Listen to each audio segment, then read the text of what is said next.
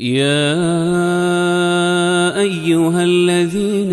آمنوا إذا نودي للصلاة من يوم الجمعة فاسعوا إلى ذكر الله وذروا البيع ذلكم خير لكم إن كنتم تعلمون. الحمد لله رب العالمين، والصلاة والسلام على سيدنا وحبيبنا محمد وعلى آله وأصحابه أجمعين. ئیمانداران و خواناسانی زۆر بەڕێز، لە زمانی عومەری کوڕی عەبدولعەزیزەوە ڕەزا و ڕەحمەتی خوای لێبێ،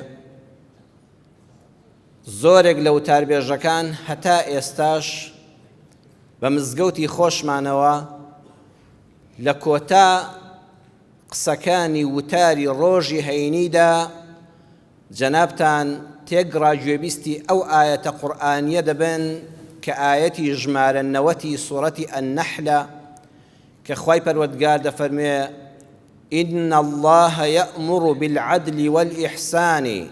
وإيتاء ذي القربى وينهى عن الفحشاء والمنكر والبغي يعظكم لعلكم تذكرون. أو آية قرآنية صحابي بابرس عبد الله كري مسعود لباريه ودفرمي هي أجمع آية في القرآن الكريم، كوكروترين آية قرآني بيروزا لباري همو چاككان كخواه فرماني بيكردون خوال لتنوشيكا كوي كردوتوا وهمو خراپە و قێزەونی و ناشیرنیەکانیش خوال لە چەند وشەیەکە لەم ئاەتەدا ئاماژەی پێکردووە. کۆکەرەوەترین ئاەتی قورئانە بۆ هەموو جوانی و چاکیەکان، بۆ هەموو ڕەوشتە خراپ و ناپەسندەکان کە خوا دەفەرمێ خۆتانی لێ بپارێزن. گەورەی هەر فەرمانێک لەوەدایە چێ دەری کردووە، وەکو عەرەب دەڵێ قيمة الأمر من الآمر، گەورەی هەر فەرمانێک لەوەدا دەردەکەوێ لەلایەن چێوە ئەو ئەمرە دەرچووە. ئەگەر کەسێک بایەخێکی نەبێ، پلەیەکی نەبێ، فەرمانەکەی ڕەم بێ لای یەک دوو کەس بیرخوا، ئەوانەی زۆریان خۆش دەوێ. ئەگەر پلەکەی بەرزتر بێ، فەرمانەکە گشتگیرتر دەبێ. ئەگەر سەرۆکی تەواوی وڵاتەکە بێ، فەرمانەکەی تەعمیم دەکرێ. بلا تشبيه ولا تمثيل، أي أجر فرماني رب العالمين بي خالقي أرز آسمان بي دبيت شان قورة بي بوي خواد فرمي أمي كمن بيتان ظلم قصي خوما خواد فرمي أو هي منا أو أمرا إن الله يأمر براستي وبدلنياية وخوا فرماني بيكردون أأمبكن أو أمري خوا بو يك بيشي جيان مان بو يك بيشي إيمك لجيانا زيبزي بكين. إن الله يأمر يكمشد بالعدل، خواي پروردگار فرماني بيكردون ككسيكي عدل بن، كسيكي دات پرور بن. العدل يعني القصد في الأمور. لجيان تاندا أي إنسان كان خواد فرميك كمن درستم كردون داواتان ليدا كم كسيكي ميانگير بن. القصد في الأمور شل رو مبن تندرويج مبن. إسلامي إيما سبحان الله هر هموي أم دين وسطية أو عدلية أو ترازو الريكو بيكيا عزية النادا بهيج بارك نادخا لبواري عقيدة دا سيركا كاتي كسيكي ملحيد نفي همو خوايك دكا لسر زويدا دالا أم أرزو آسمانا أم روفو زين دور حل خواي ودروز بوا أو لا يقرتو لبي باوريدا کەسێکی تر ئەو سەری گرتووە لە خراپەدا دەڵێ خوا بەتەنها نییە، ئەڵڵا پێویستی بە موساعیدە هەیە، پێویستی بە هاوکار هەیە، موشریکە. وەکو زمانی قەدیم بتیان دەپەرست، یان خەڵکانی تر لە ئاینی ترا دەڵێن ئەوە فڵان کەس شەریکی خوایە، هاوکاری خوایە. ئیسلام ئێمە هەردووچیانی ڕەفز کردووە، لە ناوەڕاستەوە دەڵێ لا ئیلاهە ئیلا الله. ئەم مەخلوقاتە، ئەم هەموو گەردوونە، ئەم ئینسانە بێخالق نییە، ئەبێت دروستکارێکی هەبێ. ئەو کەسەش کە ئەوەندە بەتوانا بێ، توانی بێتی ئێستا 7 ملیار مرۆڤ لەسەر زەوی هەیە، 5 دوانیان وەکو یەک نەبێ، نابێ دوو کەس بن، نابێ هاوبەشی هەبێ، ئەوێ یەکدا نەبێ. چاولی عەقیدەکەمان چەند جوانە بە لا ئیلاهە ئیلا الله عەقیدەیەکی میانگیر نەبێ باوەڕ و مولحیدی نە موشریک و بتپەرستی لا ئیلاهە ئیلا الله عەقیدەی ڕزگار بوون بەوە ڕزگارت بوو لەسەر شەقامە ڕێگایەکی بەری مەدە حەتا دەتباتە بەهەشتەوە لە عیبادەتەکانتدا تەرکە نوێژ مەبە سوزدە بۆ خوا نەبەی لەو لاشەوە ئەوەندە مەچۆ خەستایی نوێشکردنەوە شەو تا بانی لەسەر بەرماڵ بی خوا دەفەرمێ حەقی خۆی بدەیە ئینسانێکی میانڕەو بە دینداریەکەتدا حتا لە قورئانەکەمانە لە سوورەتی ئەلجوموعەدا دەفەرمێت تۆی بەڕێزکە هاتی بۆ نوێژی جومعە و دوای سەلامی جومعە و زیکر و ئەوراد و پاڕانەوەکە کە لە مزگەوتە چوویتە دەرەوە پەلاماری کار و کەسابەتدەوە دەستکەوە سەر ئیش و کارەکەت ئیشێکی تێدا بکە لە مزگەوتە دامەنیشە هەتا ئێوارە لە هەندێک شوێنی دنیادا دینی توندڕەوی هەیە ئەڵێ کە ڕۆژی جومعە بوو دەبێ ئەو خەڵکە دانیشتان نوێژی عەسریش دەکا نایەڵن فەقیرە بچنە دەرەوە ئەو پەڕی نەزانین و ناتێگەیشتنە لە ئیسلامەکە خواوای نەفەرمووە خوا دەفەرمێت جومعەکەت بکە و کار و کەسابەتیش بکە پێش نیوەڕۆ کەسابەت بکە دوای جومعەش کەسابەت بکە لە وڵاتی ئێمەدا لە وڵاتی موسڵماناندا ئەبێ ڕۆژی جومعە بەس پشووی دڵ بێ نابێ پشووی جەستە بێ هەموو شتێک دایرەیەک تعتیل بکرێ ئەبێ ڕۆژی جومعە بەس ئەم سەعاتە بین لە مزگەوت تا پشوویەک بەدڵمان بدەین دوای جومعەش دەچینەوە سەر کاروبارە ئاساییەکانی ژیانی خۆمان بە حەڵاڵی چاولێ دینێکی چەند میان ڕەوە ناوەڕاستی گرتووە تەرکی ڕۆژوو مەکە بەڵام هەموو ڕۆژێش بە ڕۆژوو مەبە بەهۆی ئەو ڕۆژوانەوە لە کار و کەسابەت بی لە ماڵ و منداڵ بی لە ماڵ و میوان ببی وهاش مەبە تەرکی حەج و عومرە مەکە ضروریش نییە لە زروفێکی تایبەتی وەکو ئێستادا هەموو ساڵە بڵێ حەج و عومرەش دەکەم نە ئەو سەریان تەرکیکەی نە هەموو جارێش بچی حەدێکی متەوەسط بگرە خوا یەک جار حەجی لەسەر ئینسان فەرض کردووە نەیکرد بە دوو لە هەڵسوکەوتەکانتدا نە ڕەزیل بە نەدەست بڵاو بە نەدەستت ئەوا بقونچێنە هیچ لە دەست نایاتە دەرەوە نەدەستیشت هێندە بڵاو بە هیچ لە دەستا نەمێنێ لە ناوەندا بژی خوا دەفەرمێ عەدل بە عەدل ئینسانێکی عەدل بە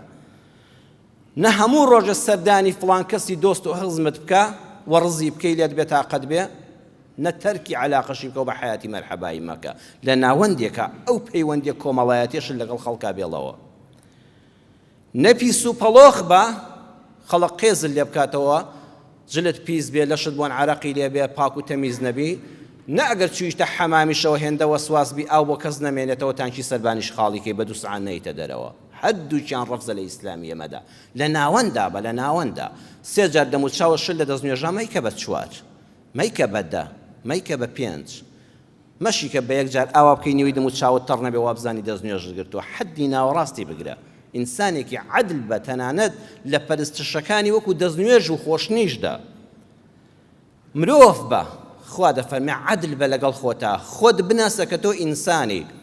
هەوڵ مەدە هێندە میسالیانە بیر بکەیتەوە کە تۆ فریشتەی ئەگەر جارێک هەڵەیەک لە ژیان تا ڕوویدا لە خۆت نەبووری بڵێ چۆن من ئەوەم کردووە خۆم لە ناو دەبەم چونکە ئەو گوناهام کردووە خوا ئەوەی داوا لێ نەکردووی خوا دەفەرمێت خۆت بناسە تۆ ئینسانی تۆ مرۆڤی تۆ فریشتەنی بەڵام ئاگاد لێبێت لەو سەرەوە نەبی بە شەیطان ئاگال لێبێت لە سنووری مرۆڤبوونیش مەترازێ مەبە بە شەیطانێکی ڕەجیم هێندە لە خراپەدا تۆخ بیتەوە ئەی ئینسانەکان ئێوەش بەو چاوە سەیری یەکترکەن کە بەرامبەرەکەتان ئینسانە مرۆڤە ئێمە زۆر جار ئەگە کەسێک یەک هەڵەیەک بکە ئەوەندە لی گەورە دەکەین لە قاڵبی مرۆڤبوون دەیبینە دەرەوە ئەزانین فڵان کەس فریشتەیە نەکاکە ئەوەی ئینسانە وەکو تۆ خوا دەفەرمێت بە چاوی عەدل سەیری بەرامبەرکە بە چاوێک سەیری کە ئەویش ئینسانە ئەوە فریشتە نییە بەڵام هەوڵ بدە مەشیکە بە شەیطانی ڕەجیم هێندە مەدحی مەکە بیکەی بە مەلایکەت کە زەممیشت کرد مەیکە بە شەیطان لە ناوەندا بڵێ ئینسانە بەخوا چاکیش دەکا و خراپیش دەکا سوپاس بۆ خوا فڵان کەس چاکەکانی زۆرترن لە خراپەکانی با عەدل بێتە سیفاتی ژیانت پێغەمبەری خوا صلی الله علیه وسلم لە فەرمودەیەکا کە حەسەنە و شێخ ئەلبانی لە صەحیحەدا بە ژمارە فەرمودەی 1802 بە حەسەن هێناوێتی سەرۆرمان صلی الله علیه وسلم دەفەرمێ ثلاث منجیات سێ شت ڕزگارتان دەکا سێ صیفەت لە هەر کەسێکا بێ بەویستی خوا سەربەرزی ئەم دنیایە و ڕوسوری قاپی خوایە لە قیامەتە یەکەمیان العدل في الغضب والرضا دادپەروەر بە لە کاتی تووڕەبوون و لە کاتی خۆشی و ڕەزامەندیدا فی بۆ زەرفیەتە یعنی ئەو حاڵەتەی ئەوەندە تووڕەبووی چوویتە ناو بازنەی تووڕەبوونەوە چاوت هیچ نابینێ ئال لەو کاتەدا هەوڵ بدە لە پارە سەرفکردنا تووڕەیەکە وا لێ نەکە نیوەی ماڵی خۆت بە فیڕۆ بدەیت لە تووڕەییدا هی وایە لە تووڕەیە خۆی بە هیلاکا دەبا ماڵەکەی لە ناو دەبا لە حاڵەتی ئەو پەڕی تووڕەییدا ئەگەر دەتەوێت ڕزگار بی هێشتا دادپەروەر بە لەگەڵ خۆتدا لەگەڵ بەرامبەردا لە ماڵتدا هێشتا دادپەروەردە لە قسەکردن تا جاری وایە تووڕە دەبی هێشتا دان بە خۆتا بگرە لە بازنەی دادپەروەری نەچیتە دەرەوە سنوورەکان هەموو نەبەزێنی و هەموو تێک نەشکێنی تەڕ وشک بەیەکەوە نەسووتێنی لە کاتی تووڕەبووندا بە یەک قسە جاری وایە ماڵی خۆت وێران دەکەی خۆت کافر دەکەی لە هاوسەرت جیا دەبیتەوە منداڵەکانت سەرگەردان دەکەی لە ڕق و لە خۆشەویستیدا کەسێک ڕق لێتی هێشتا دادپەروەر بە لە بڕیاردان لەسەریدا سنوورەکانی مەبەزێنە کەسێک زۆر خۆش دەوێ وەکو خۆی سەیریکە کە ئینسانێکە هێستا سنوورەکانی تێمەپەڕێنە هێشتا لە دادپەروەری دەرمەچۆ العدل في الغضب والرضا لە تووڕەبووندا و لە ئەو پەڕی ڕەزامەندی و خۆشحاڵیدا هەوڵ بدە هەر دادپەروەرێکت پارێزە دووەمیان القصد في الفقر والغنى ئەو کاتانەی کەوا في الفقر لەناو بازنەی هەژاریدا گیرت خواردووە چوویتە ناو بازنەی هەژاریەوە و تەواو گیرفان بەتاڵ و ماڵ و حاڵ و ڕەجاڵی لەو کاتەدا پێغەمبەر صلی الله علیه وسلم فەرمووی هەوڵ بدە دەست پێوە گربە بەو خوا لە ئەو پەڕی هەژاریدا کۆمەڵە شتی زلاوەکەی دەدۆزیتەوە ئەگەر وازیان لێبێنی تۆزێ باری داراییت باش دەبێ ئەوانەش بەکار مەهێنەوە بەخوا ژیانیشت هەر وەکو جاران ئاسایی دەڕوە لەو کاتی ئەو پەڕی هەژاریدا هەوڵ بدە خۆت بناسە دەست پێوە گربە هەر لە هەژاریدا دەست پێوە گربی نە والغینا ئەگەر لە بازنەی دەوڵەمەندیشا خۆت بینیەوە لەسەر پارە دەخەوتی بە دۆلار بە سەفتە فڕێت دەدا لەو کاتەشە هەر دەست پێوە گربە هەوڵ بدە یەک دۆلارێک بە فیڕۆمەدا لەو کاتەشە فێری زیادەڕەوی مەبە کۆمەڵە ئیشی پێویستی پێ دەکەی بۆی کە لە زیادەڕەوی خۆتت گرتوێتەوە یعنی لە ئەو پەڕی دەوڵەمەندیدا پارە بە فیڕۆمەدا لە ئەو پەڕی هەژاریشا هەر دەست بڵاو مەبە لە هەردووشیانە ڕزگارت دەبێت سێمیان وەخەشیەت الله في السر والعلانیە ئەو کاتەی کە لە ناو خەڵکای ترسی خوات پێوە دیارە کە خەڵک دەڵێن تۆ پیاوێکی موسڵمانی زۆر گرنگە ئەو کاتەی کە کەسیش ئاگای لێ نییە خوا خۆی نەبێ هیچ کامیرایەک هیچ چاوی مرۆڤێک لەسەر نییە لەو کاتەدا شەرم لە خوا بکەی ئەوە نیشانەی دینداری تەواوە لە دنیا و قیامەتە ڕزگارت دەکات خۆشەویستان العدل واتە الئینصاف واتە ویژدان بەرامبەر بە خۆت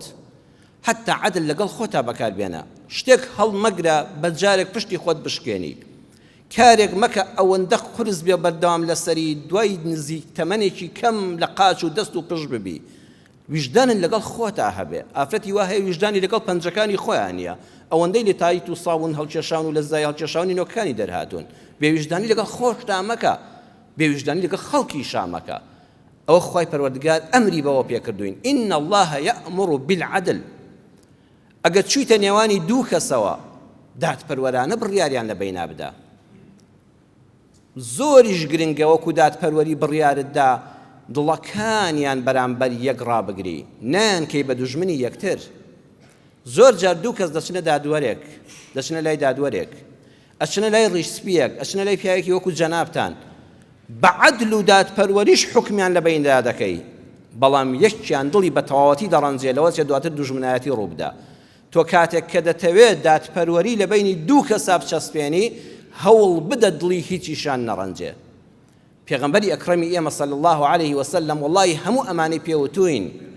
دەچینە خزمەت صحیحی بوخاری ژمارەی فەرموودە 4259 لە فتح الباریدا لە مجلدی حوتا لە لاپەڕەی 625 بە تەفسیل دەتوانن حەدیسەکە بخوێننەوە دەفەرمێ ساڵی سڵحی حودەبیە بوو کە پێغەمبەری خوا صلی الله عليه وسلم ڕێگری لێکرا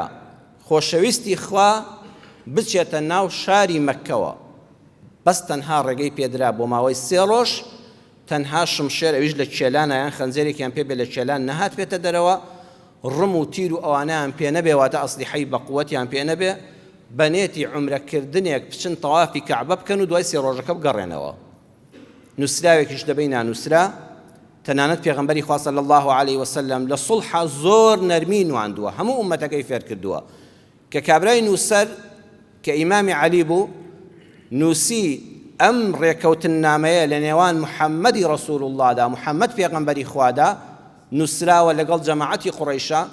نوێنەری قوڕەیش وتی ئەگەر بمانزانیایەتەوە محەممەدی ڕەسوول الله و پێغەمبەری خوای هەر شەڕمان لەگەڵ نەدەکردی. ئێمە ئیمانمان نییە کە تۆ پێغەمبەری خوای، ئەبێ ئەو ڕەسوول الله بکوژێتەوە.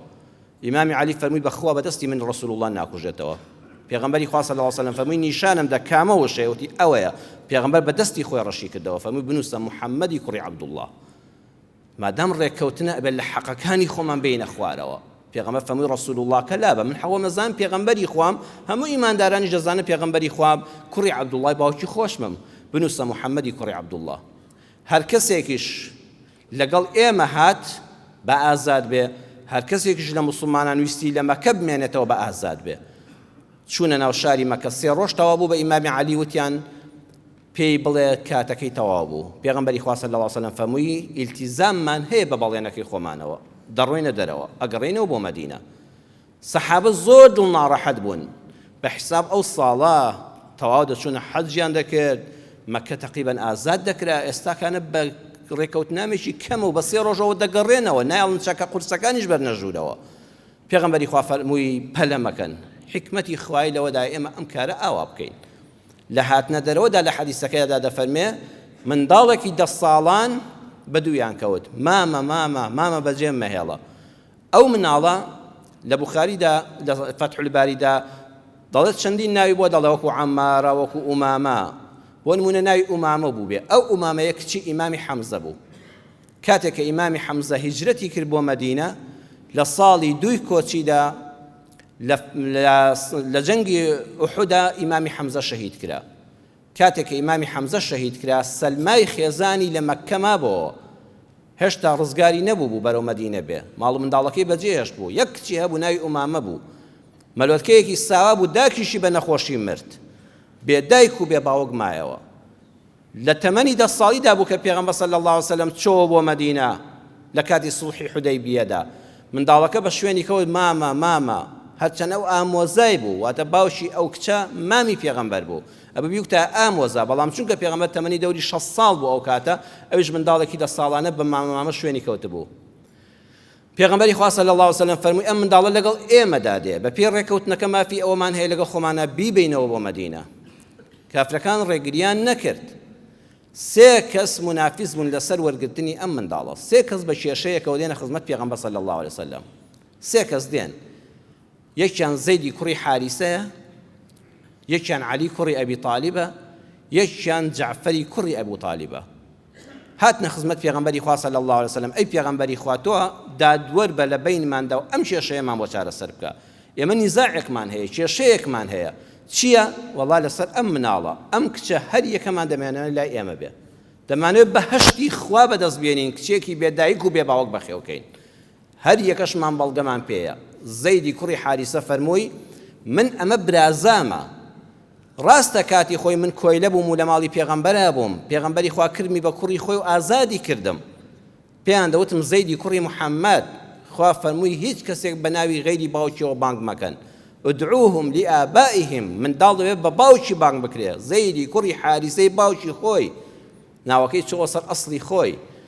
بەڵام فەرمووی من و حەمزە ئەوەندە لە یەک نزیک بووین، بەخوا وەکو براوا بووین، ئەوەندە یەکتریمان خۆش دەویست. ئەم کچە وەکو برازام وایە، ئەبێ لە لای ماڵی مامی خۆی بەخێو بکرێ. ئیمامی عەلی فەرمووی ئامۆزای من و فاتیمەیە. ئیمامی حەمزە برای شیری پێغەمبەریشە، واتە دەرەجەیەک لە فاتیمەشەوە زیاتر نزیکە، لەبەر ئەوە دەبێت لە لای کچەکەی پێغەمبەری خوا بێ و لە ماڵی ئامۆزاکەی خۆی بێ. ئیمامی عەلی فەرمووی من دێ بە ماڵی خۆمان. جعفەریش هاتە پێشەوە، جعفەری کوڕی ئەبوو تاالب فەرمووی من لە پێشترم لەوان، لەبەرەوەی من هەم ئامۆزامە، هەروەها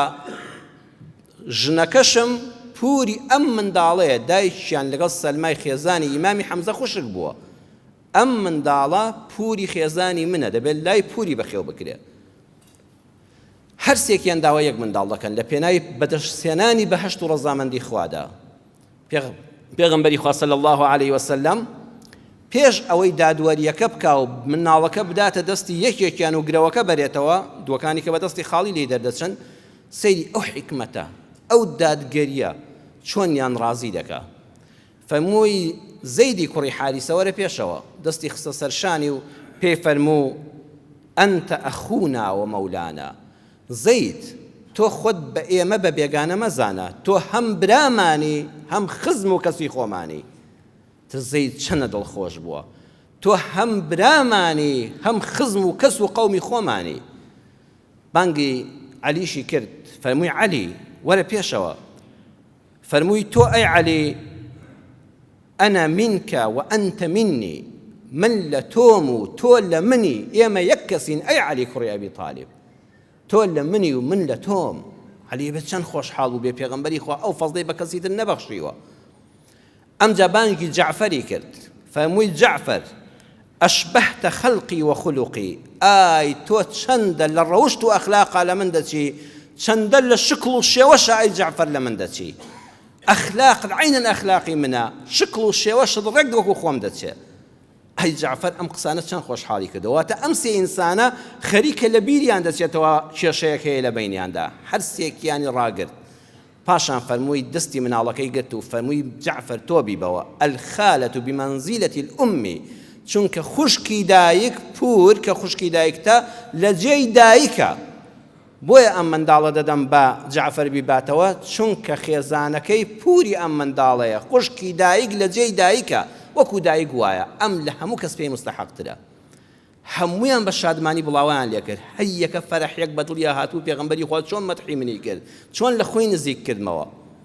ئەم حەدیسە بەڕێزان هەر ئەوە نییە بەم قسانە لە بوخاریدا نووسرابێتەوە و ئێمە بیژێڕینەوە ئەبێ بۆ ئەمڕۆی ژیانمان دەرسی لێ وەرگرین ئەم حەدیسە پێوتین لا تكن حكما فقط كن طبيب قلوب تەنها حاکم مەبە تەنها دادوەری نێوان دوو کەسی ناکۆک مەبە دکتۆری دڵەکانیشیان بە بە دڵنیاییەوە دوو کەس کە کێشەیان لەسەر شتێک هەیە دڵیان ئازارێکی هەیە بە تایبەت ئەو کەسەی کە دەدۆڕێ کە کێشەکە ناباتەوە کە حاکم بەلای ئەوادای ناشکێنێ کە حەقی پێنادا بە دڵی بریندارەوە دێتە دەرەوە پێغەمبەری خوا دڵەکان بریندارەکان چاک دەکاتەوە هەر یەکەی دەرمانێکی دەخاتە سەر چاو لێ دڵی زەیدی چەند خۆش کرد تۆ کاتی خۆی لە جەنگاش گیرابووی لە کۆیلایەتی هاتێ ماڵی ئێمە بەڵام تۆ کۆیلەنی تۆ برامانی تۆ خزم و کەسوکاری ئێمەی وا مەزانە بە چاوی بێگانەی سەیرەتکەین بۆیە ئەم کچەمان نەدایە دەستۆ فعلەن ڕاز دەکەی حەمزە براتە تۆ برای ئێمەی تۆ کەسوکاری ئێمەی دڵی ساڕێژ بوویان نا برینەکەی ساڕێژ کرد ئەی عەلی تۆ لە منی و من لە تۆم دڵی ساڕێژ بوو ئەمجا بە جەعفەریش دەڵێ تۆش ئەوە نییە هەر مەدحی ئەوان بکەم دڵت گەر بگرێ بڵێم مناڵەکە ئەدەمێ لەبەر خاتری پوریەی لەبەر خاتریەوەی خوشکی دایکێتی بەخوا تۆش لە من دەچی لە ئەخلاق و لە شێوەمە دڵی ئەویش تیمار دەکا ئەمجا هۆکارەکە ژڕون دەکاتەوە بەڕێزان دڵتان گەر نەگرێ کە ئەم مناڵە درایە ماڵی جەعفەر چونکە ئەلخالەت بمەنزیلەتی الئومی بوو بە قاعیدەیەکی شەرعی خوشکی دایک لە جێی دایکە خوشکی دایک لە خوشکی باوک لە ئینسان نزیکترە ئەزان بەڕێزان بەم حەدیسەی پێغەمبەر صلی الله علیه وسلم خوشکی دایکت لە خوشکی باوکت لێ نزیکترە خوشکی دایک لە جێی دایکە وەک حکمی دایکی بۆت هەیە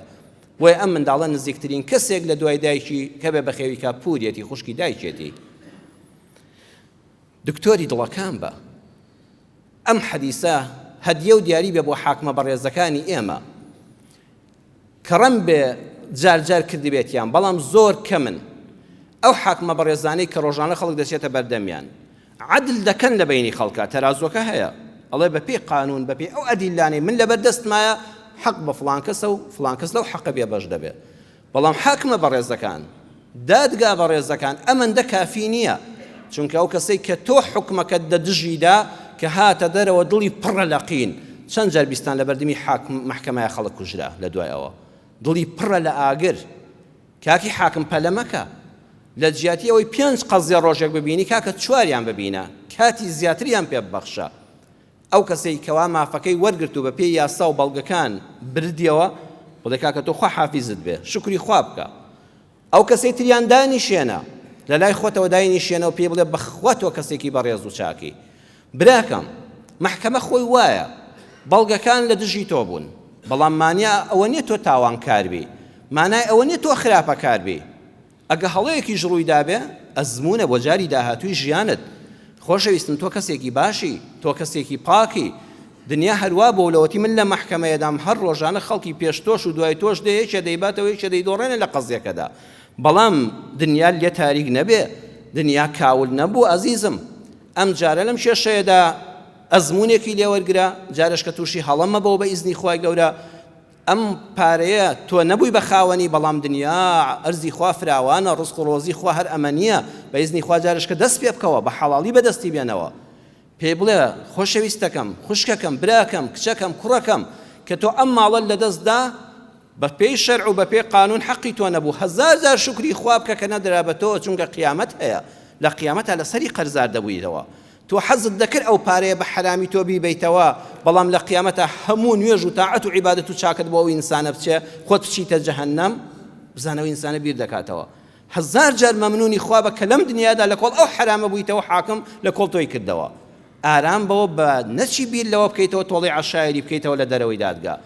نەگەجارش کە کێشەتە و هەر وەرەوە بۆ دادگا هەر لە ڕێگەی قانونەوە داوای حەقی خۆت بکە ئەم چەند قسە خێرە لە ماوەی 5 دقەیە بچرپێنێ بەگوێی ئەم کەسەدا کە مەحکەمەکەی دۆڕاندووە تخوا بڕێزان بە چڵ و دەروونێکی ئارامەوە دێتە دەرەوە طەبیبی قلوبە دڵەکەی ئارام بۆوە دڵەکەت تیمار کرد بەخوا لە دەرەوەی مەحکەمە جارشکە کێشەکە سەر هەڵناداتەوە کە بەداخەوە حاکمەکانی ئێمە ناڵم نایان کردو بەڵام زۆر دەگمەن ئەمە دەکەن هەر خێرا دەنووسێ قەرەرەت المەحکەمە بە فڵان کەس بردێەوە فڵان کەس دۆڕاندی بیان کەنە دەرەوە پۆلیس لە دواییدا کێشەکە گەورەتر دەبێت پیاوانی ڕیشتپی وەکو جەنابتان ئەگە دوو کەس لە خزمە گەنجەکانت کێشەیەکیان هەبوو حەق بدە بەوەی کەسەی خاوەنی حەقە و بە حەقی دەزانی بەڵام دەستێکی میهرەبانیش بەسەری ئەوەی تریانە بێنێ بڵێ کاکە تۆش گەنجێکی بەڕێزی ئەم قەومەی ئێمەی ئەم خزمانەی ئێمەی تۆ کەسێکی باشی تۆ کەسێکی پیاوەتی و مەردایەتی لێ دەوەشێتەوە تۆ کاری باشتر لێ چاوەڕێ دەکرێ ئاوا دەست بەسەریا بێنە نەهێڵی بەو دڵە گەرمەوە بڕواتە دەرەوە تووشی خەتەرێکی گەورەتر بێ تووشی تۆڵەکردنەوەیشی خراپتر ببێ ئەم دەرسە گەورەی پێوتین دادپەروەری و حکمی عەدالەت لەوە گرنگتر ئەوەیە دڵەکان تیمارکەی وەکو پێغەمبەری خوا کردی صلی الله عليه وسلم دوای دادگەری إن الله يأمر بالعدل دوای ئەوە چی الإحسان عدل هەموو کاتێک نابێ لە عدلیش گەورەتر ئیحسانمان هەیە چاکەمان هەیە جا بەڕێزان ئیحسان بە چەند مانایەک دێ یەکەمیان بە مانای چاکە لەگەڵ خەڵککردن وەکو لە سوورەتی القەسەسە ئاەتی 77 لە باسی قارون خوای پەروەردگار دەفەرمێ وابتغي فيما آتاك الله الدار الآخرة ولا تنس نصيبك من الدنيا وأحسن كما أحسن الله إليك خواناسان و ژیران و پیاوانی تێگەیشتوو لە دنیا بە قارونیان وت ئەم ماڵە زۆرەی کە خوا داوێتی بەدەستی تۆ واللهی بەم ماڵ و سەرەت و سامانە ئەتوانی قیامەتی خۆت ببەیتەوە ئەتوانی بەهەشتی خوای پێ بکڕی وەرە بەم ماڵی دنیا لە دنیادا بەهەش بکڕە بەشی خۆشت لە دنیادا فرامۆژ مەکە ولا تنس نصيبك من الدنيا ئیسلام نەیوت تۆ بخۆت هەر هیچ مەخۆ هیچ لەبەر مەکە هیچ بەکار مەهێنە بەهەژاری بژی بۆ خۆشت ئەو پەڕی بە پوخت و خاوێنی و جوانی بژی با پێتەوە دیار بێ وەکو پێغەمبەری خوا صلی الله عليه وسلم لە حەدیثەکە دەفەرمێ کاتێک کە کابرایەکی بینی قژێکی ئاڵۆز چەڵکن ڕوش و سمێڵ تێکەڵاو بوو جلێکی شڕ و پیناوی فەرمووی با چارەسەری ئەمە بکەین با یەکەم جا لێی بپرسم بزانم بۆ وایە فەرمووی کاکە تۆ زۆر هەژار دیاری وتی ناوەڵای پێغەمبەری خوا شکر هەژار نیم فەقیر نیم خێرم پێ ناشیە فەرمووی چیت هەیە لە ماڵی دنیا وتی وەڵا حوشتری زۆرم هەیە حوشتر سامانێکی گەورەی عەرەب بووە بۆ ئەو زەمانە وەکو بڵێ کۆمپانیایەکم هەیە فەرمووی چیتر وتی وڵات چەندین سەر ڕەشە وڵاخ و مانگا و گۆلکیشم هەیە فەرمووی چیتر وتی وڵات چەندین لەوانەیە هەزار سەر مەڕ و بزنیشم هەیە فەرمووی ئەی بۆ وای ئەی ئەمچ لە شڕانەی سوالکەرێکی داماوە کە هیچی نییە لە دنیادا ئەگەر خوا ئەو هەموو چاکەی لەگەڵ کردووی دەبەشی خۆشت لە یاد مەکە با پێتەوە دیار بێ کە فەزڵی خوال لەسەرە با پێتەوە دیار بێ بە سارەکەتەوە دیار بێ بە خانووەکەتەوە دیار بێ بە ناوماڵەکەتەوە دیار بێ بەج لە جوانەکانتەوە دیار بێ خوا پێی خۆشە با فەزڵی خوات پێوە دیار بێت ولا تنس نصيبك من الدنيا چاولی ئەم ئیسلامی ئێمە چەند عەدلە شەریعەتەکەی چەند عەدلە بەشی خۆشت لە دنیادا لە یاد مەکە بەو ماڵەش قیامەت بکڕە بەهەشتی خوا بکڕە عەزیزم وأحسن كما أحسن الله إليك چاکە بکە وەکو خوا چاکەی لەگەڵ تۆدا کردووە ئای خوا چەندە چاکەی لەگەڵ تۆدا کردووە دە تۆش چاکە لەگەڵ عەبدی خوادا بکە کەواتە الإحسان يعني الإحسان إلى جميع الخلق چاکە لەگەڵ هەموو خەڵکا بکە وەکو خوا چاکەی لەگەڵ تۆدا کردووە دووەمیان يعني لە چاکەکردنە بەس مرۆڤەکان مەگرەوە هەموو شتێک با چاکە بیگرێتەوە بەعەدل کار لەگەڵ هەموو شتێکا مەکە بە ئیحسان بیکە حديثك في غنبر صلى الله عليه وسلم لصحيح مسلم هاتوا إن الله كتب الإحسان على كل شيء فإذا قتلتم فأحسنوا القتلة وإذا ذبحتم فأحسنوا الذبحة في غنبر صلى الله عليه وسلم فرمي خواي قولة شاكا كاري واجب كردو ونوسيوا لسر هموشتك على كل شيء هموشتك دبي بشاكا رفتاري لقلبكي دون منيهنا ولا حديثك يا کاتێک شتێکتان کوشت چونکە گیاندەرکردن یان بە کوشتنە یان بە سەربڕینە فەرمووی ئەگەر شتێکتان کوشت ئەو کوشتنەتان با بە جوانی بێ شێخ محەممەد صالح العوثەیمین هەزار ڕەحمەتی خوای لێ بێ لە شەرحی ڕیاض الصالحیندا لە شەرحی ئەم فەرموودەیەدا زۆر جوانشی کردوتەوە دەفەرمێ پێغەمبەری خوا صلی الله علیه وسلم مەبەستی یەکەم جار لەوەدایە کۆمەڵە شت هەن مرۆڤ ئازار دەدەن گۆشتیشیان ناخورێت تا سەریان بڕی و لیان سوودمەند بی وەکو لە بوخاریدا هاتووە وەکو مشک وەکو جرج وەکو مار وەکو سەگی هار وەکو پشیلەی زیان بەخش ئەمانە ئەگەر هاتنە ناو ماڵ و حاڵتەوە و ئازاریان دای لە دەشت و دەرە لیان گەڕێ با بە خۆیان بژین مەچۆن لەو شاخەوە بزانیت جیهادی فی سەبیل الله کردو جرجێکت کوشتووە وەڵام مارێکم لەو سەر بەحرە کوشت ئەوە خوا پێی ناخۆشە و بۆ خۆی لەو ژنگەی خۆیدا ئیش و کاری خۆی هەیە بەس بۆت هاتە ماڵەوە لە ناو حرەمی ماڵە بێزاری کردی خۆسەری نابڕی ئەو دەبێ بیکوژی پێغەمبەری خوا صلی الله علیه وسلم دەفەرمێ ئەوەش بە جوانترین شێوە بکوژە یعنی ئازاری مەدە یعنی عەزابی مەدە مشکێکە زەرەری زۆر لە دای و ماڵەکەی لێ پیس کردووی ئیزعاجی کردووی جرجێک هاتۆ لە کونی ئاوی زێرابەکەتەوە ماڵەکەتی پیس کردووە ڕاستە ناڕەحەتی کردووی چەند شەو نەهێشتووی ئیسراحەت بکەی خۆت و ماڵ و مناڵی ترساندووە ژن بە تایبەتی زۆری لێ ترسێن نابێ بڵێ بەعەدل والله چەندت عەزاب داوم ئەوەندەت عەزاب دەدەم ئەمجا دەتکوژم تەڵەیەکی بۆ بنیتەوە کلکی پێوە بێ لێی گەڕی چەند ڕۆژ بە ئازارەوە بتلێتەوە نابێ ئەوە حرامە ئەبێ دەست بەجێ شتێکی پێ بچێشی دەست بەجێ ڕۆحی دەرچێ ئیبن عوثەیمین چەند جوان دەفەرمێ ئەو سیکۆتینانەم بینیوە کە بۆ حەشەراتی پیس دادەندرێن وەکو مشک و زرج و ئەوانە دەڵێ ئەوە حرامە ئەو سیکۆتینە دانەی لێی گەڕێ بیگرێ دوای هەفتەیەک ئەمجا بۆ خۆی نیوەی ناوسکی بێتە دەرەوە لە برسان و لە تینوانە بە عەزابەوە بمرێ ئەوەش حرامە ئەوە حرامە و خوا تۆڵەی ئەوەش لێ دەکاتەوە ئەبێ گە سیکۆتینت دانا هەر سەعاتی جارێکی سەری لێدەی کە پێوەی بوو خێرا بیکوژی نەک سیکۆتینەکە پێکەوە پەیوەندی و ئەنجا فڕێ دەی حتا یەک هەفتە بە ئازارەوە بتلێتەوە چونکە کاتێک کە پێغەمبەری خوا صلی الله علیه وسلم دەفەرمێ ئافرەتێک بە چی خوای گەورە غەزەبی لێگرت و خستێ جەهەنەمەوە پشیلەیەکی کوشت پشیلەکە زۆری جوشکە خوار بوو زۆری عەزابدا بوو زۆر ئەم پیرێژنەی ماڵوێران کردبوو ئەم نەچوو بە دارێک بەسەری کێشە و خێرا بیکوژێ چوو خستێ ژوورێکەوە دەرگا و پەنجەرەی لێدا خست نەیهێش بۆ خۆی ڕاو بکا و خواردن پەیداکە نان و ئاویشی نەدا تا پشیلەکە لە برسان تۆپی بە ئازارەوە کوشتی خوا لەسەر پشیلەی خستێ جەهەنەمەوە تۆش مافی ئەوە نییە مارێک بۆ شێوەی عەزاب دەی بڵێ نیوەی لە شیلێ دەکەمەوە با بە ئازارەوە بڕوانیوەکەی کێ بزانم چی لێ دێ نابێ ڕێگەی ئەوەت پێ نەدراوە چەندی ئازاری داوی سەگێکی بەڕەڵا کە زۆر زۆر بوون بەیتەری و حکومەت واجبە خەمیان لێ بخوا نابێت دەرمانێکی بداتێ یەک هەفتە بە ئازاری ناوسکەوە بیاڵێ بێت دەست بەجێ لە ماوەی 2 دەقەدا بیکوژێ نابێ ئازاری بدەیت پێغەمبەری خوا فەرمووی ئەگەر شتێکتان سەربڕی خوا واجبی کردو بە جوانی سەری ببڕن زوڵم لەو سەربڕاوەش مەکەن کە خوا حەڵاڵی کردووە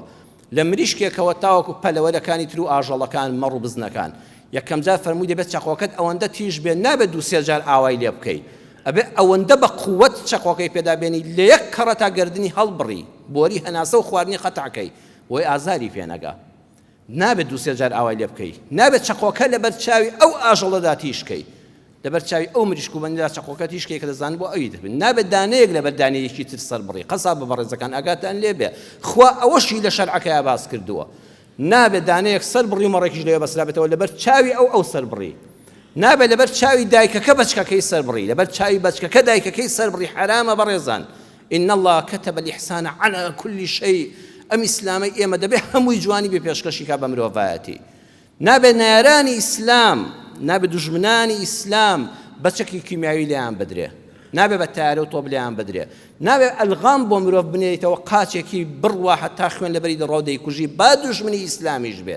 ئەمانە هەموو لە ئیسلامی ئێمەدا قەدەغە کراون کە لە جیهانی دیموکراسی و مرۆڤپەروەری ئەمڕۆدا هەر حسابیشان بۆ ناکرێ هەر ئەوە ئیسلامی ئێمە ئەو هەموو هەزار ساڵە لەوە پێش ئەمانەی بۆ ئێمە باس کردووە بەڵێ خوای پەروەردگار دەفەرمێت لە هەموو شتێکا چاکەکار بن بەڕێزان بابەتی دادپەروەری و چاکەکاری بابەتێکی زۆر گرنگە و زۆرمان پێویستی پێیەتی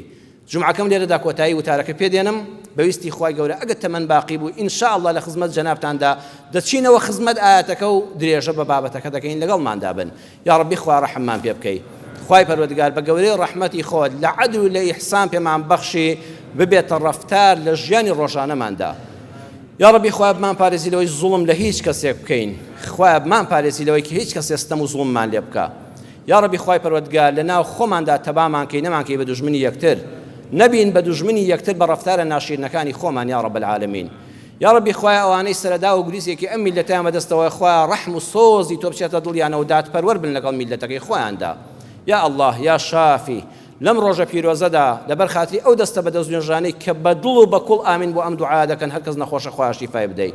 هەرکەس نەخۆشە خوای شیفای بەخێری بۆ بنێری هەرکەس لە نەخۆشخانەکانە و داوای بەخێر دوعای بەخێریان لەم دەستە بەدەست نوێژانە کردووە یا الله تۆ دەزانی چه بەندەیەکی تۆیە یا ڕەبی خوای شیفای بەخێری بۆ بنێری خوای ڕەحم بە حاڵی هەموو لایەکمان بکەی عاقبەتمان بەخێر بجێڕی آمین آمین والحمد لله رب العالمين يا أيها الذين آمنوا إذا نودي للصلاة من يوم الجمعة فاسعوا إلى ذكر الله وذروا البيع ذلكم خير لكم إن كنتم تعلمون